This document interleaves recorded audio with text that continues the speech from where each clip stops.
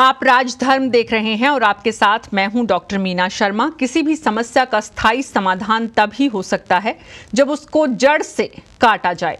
पुलवामा में हमारे जवानों पर आतंकी हमले के बाद केंद्र की नरेंद्र मोदी सरकार अब उन्हीं प्रयासों में जुटी नजर आ रही है। इसीलिए आतंकियों को शय देने वाले पाकिस्तान पर एयर स्ट्राइक के साथ साथ अंतर्राष्ट्रीय दबाव से घेरने की कोशिश हुई। साथ ही आतंकी संगठनों और उनको बढ़ावा देने वाले अलगाववादियों पर शिकंजा कसा गया।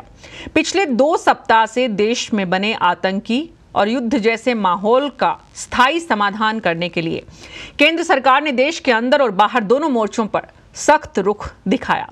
भारत एक तरफ जहां पाकिस्तान को अंतर्राष्ट्रीय दबाव के जरिए घेरने की कोशिश में है, वहीं आतंकी संगठनों और उन्हें बढ़ावा देने वाले अलगाववादियों पर भी शिकंजा कस रहा है।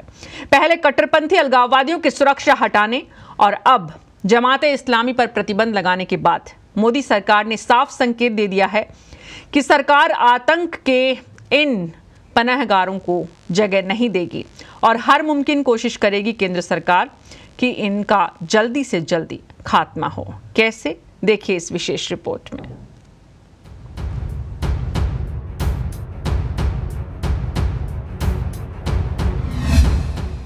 क्या मोदी सरकार कर रही है आतंकी संगठनों पर वार? क्या अब टूटेगी आतंकी संगठनों की कमर? कौन देता है कश्मीर में आतंकवाद को बढ़ावा? क्या जमाते इस्लामी पर प्रतिबंध रोक पाएगा आतंकवाद? कौन कर रहा है आतंकी संगठनों को फंडिंग? क्या आतंकवाद का हो पाएगा जड़ से सफाया?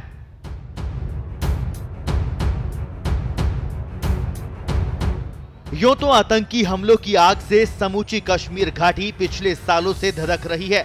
तमाम प्रयासों के बावजूद घाटी में युवाओं को गुमराह करने का काम जारी है। यही कारण है कि कभी सीमा पार से तो कभी कश्मीर के भीतर से ही राह भटके ऐसे युवा आतंकी हमलों को अंजाम देते रहे हैं।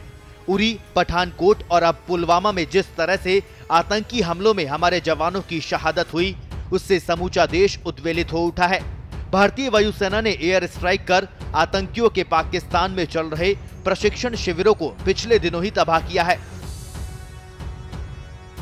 अलगाववाद को बढ़ावा देने वालों पर सख्ती बरतते हुए केंद्र सरकार ने गुरुवार को गैर कानूनी और विध्वंसकारी गतिविधियों में शामिल होने के कारण कश्मीर के कट्टरपंथी अलगाववादी संगठन जमात-ए-इस्लामी पर प्रतिबंध लगा दिया।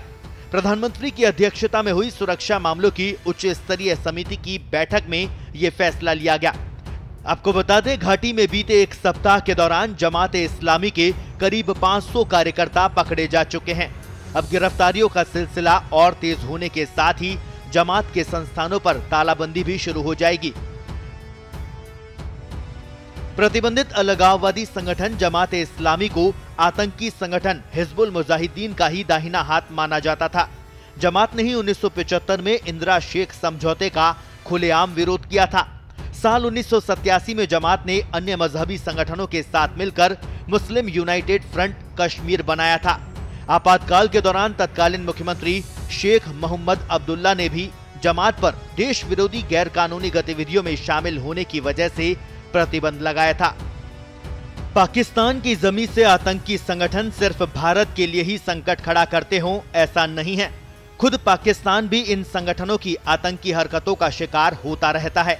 दरअसल पाकिस्तान में 3 तरह के आतंकी संगठन सक्रिय है। पहला वो जो पाकिस्तान में दहशत फैलाते हैं, दूसरा वो जो अफगानिस्तान में आतंकी हमलों को अंजाम देते हैं, और तीसरा वो जो भारत में कश्मीर घाटी में अलगाववाद और आतंकी घटनाओं को बढ़ावा देते हैं। पाकिस्तान में पल रहे आतंकी संगठनों के बारे में शुरू से यही कहा जाता रहा है कि ये पाकिस्तान की खुफिया एजेंसी ISI और पाक सेना के इशारे पर काम करते हैं, इसलिए पाक सरकार भी इनका कुछ बिगाड़ नहीं पाती। सबसे बड़ी बात ये कि दूसरे कई इस्लामिक देश इन संगठनों को फंडिंग करते हैं। यही वजह है कि हमारी विदेश मंत्री सुषमा स्वराज ने भी कहा कि आतंकवाद के खिलाफ लड़ाई किसी धन के खिलाफ नहीं है। अगर हम मानवता को बचाना चाहते हैं तो आतंकवाद को पनाह और फंडिंग देने वाले देशों से कहना होगा कि वो अपने यहाँ आतंकी कैंपों की बुनियाद को नष्ट करें। आतंकी संगठनों का कोई धर्म नहीं होता, लेकिन धर्म की आड़ में ये युवकों को आसानी से गुमराह कर देते हैं। केंद्र की मोदी सरकार ने अब आतंकी संगठनों के खिलाफ अभी तो मोर्चा खोला ही है। उम्मीद की जानी चाहिए कि घाटी में सक्रिय दूसरे आतंकी संगठनों पर भी अब इसी तरह शिकंजा कसा जाएगा। ब्यूरो रिपोर्ट, पत्रिका टीवी।